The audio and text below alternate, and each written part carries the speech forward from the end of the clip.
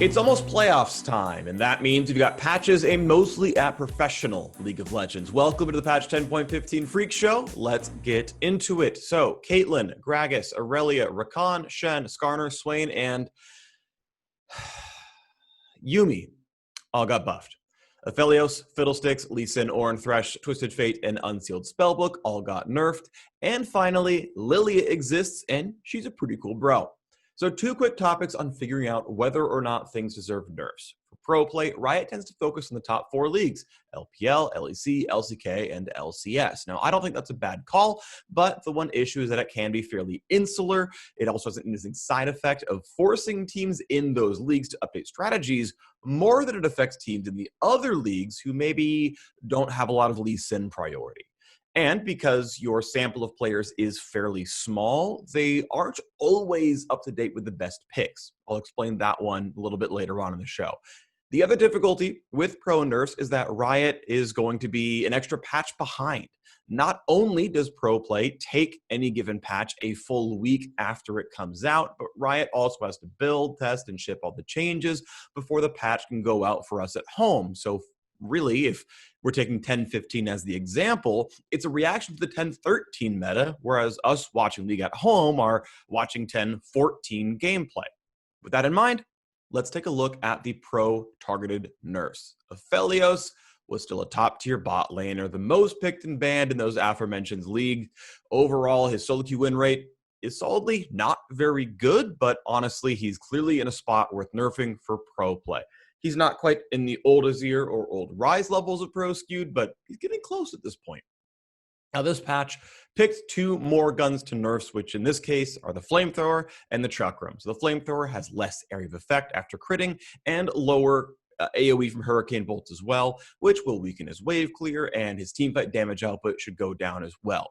Now, the Chakram turret, the actual spell, acquires its first target more slowly and at a shorter range, which should also lower that ability's damage output.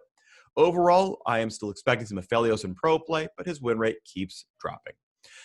The biggest loser is Twisted Fate, clocking in at number 2 overall in top regions, but only number 5 across Worlds qualifying leagues. I mentioned those differences, for example.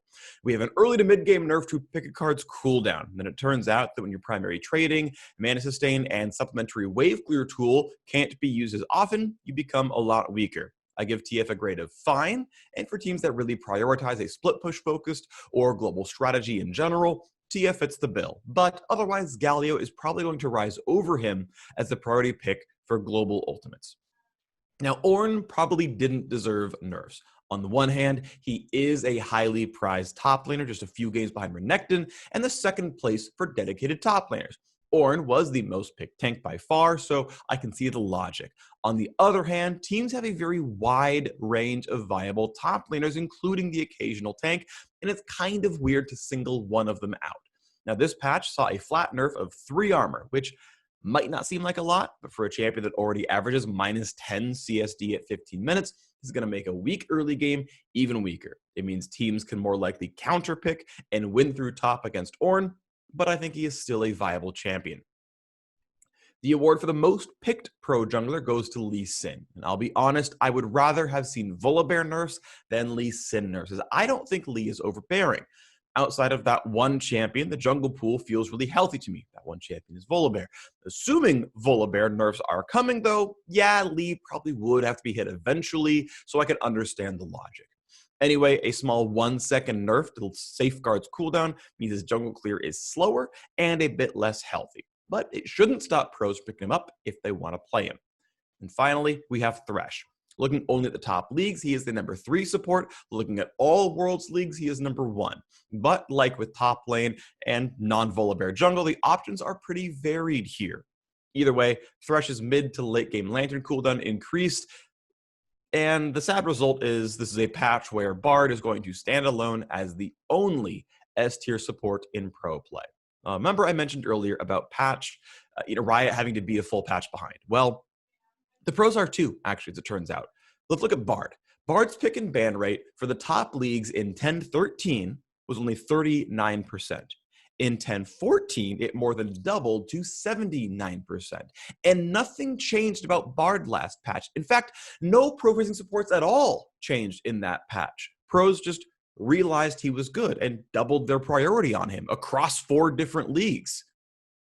That's just the way it works. Bard is actually very good, but people weren't realizing it. So keep that in mind when quoting pro pick and ban rates as some source of absolute balanced truth. In my opinion, this has always been my opinion, Riot just has to play whack-a-mole with whatever pros decide is good and just slapping down the overperformers when they're discovered, because sometimes they're just not discovered. So I imagine 10.16 will have some Bard nerfs, and rightly so. Now let's talk about the buffs. Now, in some cases, Riot is buffing some really weak champions that aren't successful anywhere, and in other cases, Riot's buffing champions that are already solid, but seemingly wanting to put them into pro play. We'll call them out as they happen. The patch's biggest winner is Caitlyn. Now, she was already decent, and now she is absolutely amazing. 2 flat attack damage and 5 base move speed are great, and it means she is a super bully in the early game, and she scales solidly. Her scaling is pretty good. There is sort of a mid-game trough, but as a pro tip, please just buy the attack damage crit items. Don't go rapid fire cannon. You don't need extra range. Just go Infinity Edge into Storm Razor. And then, yes, really, Essence Reaver third. Just keep stacking AD crit. She scales from that way more than she scales from bonus attack speed. It's going to be way better. Make that your build. Next is Aurelia. Now, a big bump to her mid and late game attack speed puts her in a pretty reasonable spot. Makes me excited to watch mid and top lane shenanigans from the best players in the world.